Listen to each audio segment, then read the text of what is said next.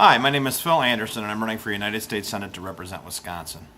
Well, we finally come to the end of the tournament of bad political ideas.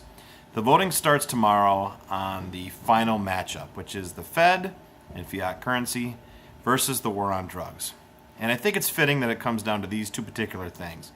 They are right in the wheelhouse, right in the sweet spot of what libertarians hate. And it reveals what we believe in and why we think big government is such a terrible, insidious, tyrannical idea. The Fed originated in 1913 and ever since then has basically been stealing wealth from people who produce wealth, middle class, working people.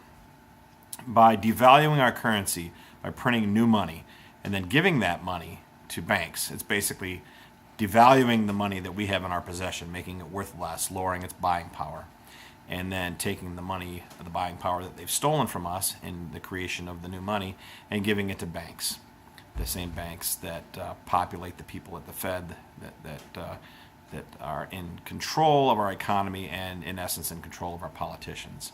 It's a terrible situation that's been going on for a little over 100 years. It's been the cause of much problems, issues, devastation, poverty in our working class, especially in working class families and in working class people, basically stealing our money. And the war on drugs, of course, is the ultimate nanny state baloney idea that that the government needs to tell us how to run our lives, things that we should put in our bodies, and especially in the case of marijuana. We all know that this idea that marijuana is any more worse for us than alcohol or nicotine or caffeine or a lot of the things that the FDA approves is ridiculous. There's all these different ways that hemp is a good product, all the medicinal purposes that we're all becoming more and more aware of, and then just the idea that it's something that we should be able to use recreationally, and it's safer recreationally than a lot of things that we currently use in that way. There's no reason for the government to be involved in that. And both of these issues, the war on drugs and the Federal Reserve, have resulted in some terrible foreign policy over the years as well.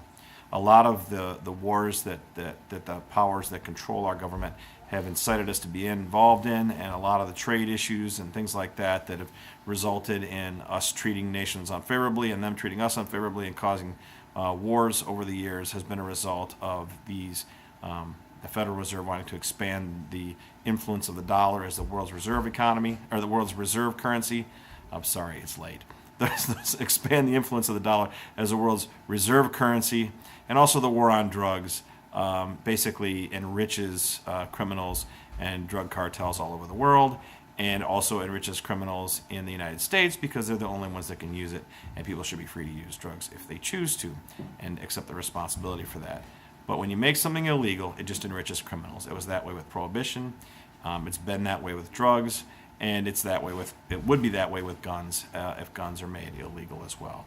It just enriches criminals and makes things more dangerous.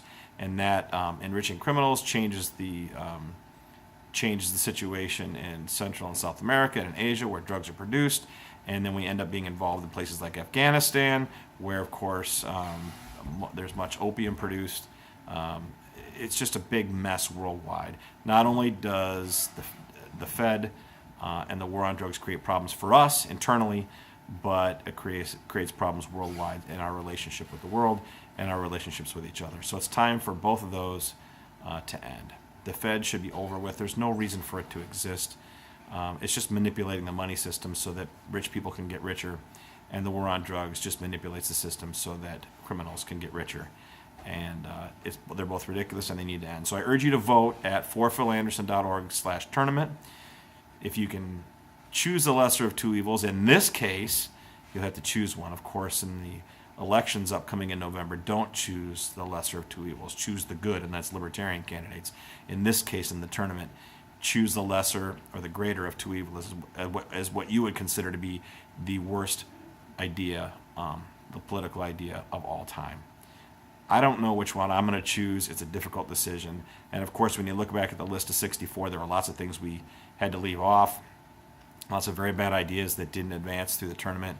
But these two, I think, epitomize what's wrong with big government, Democrat and Republican, the nanny state, the encroachment of powerful campaign donors and people that control politicians into our lives to control us, to separate us, divide us, to keep us hating each other, and in that way to distract us from the fact that they're stealing from us, not only monetarily, but stealing our liberty.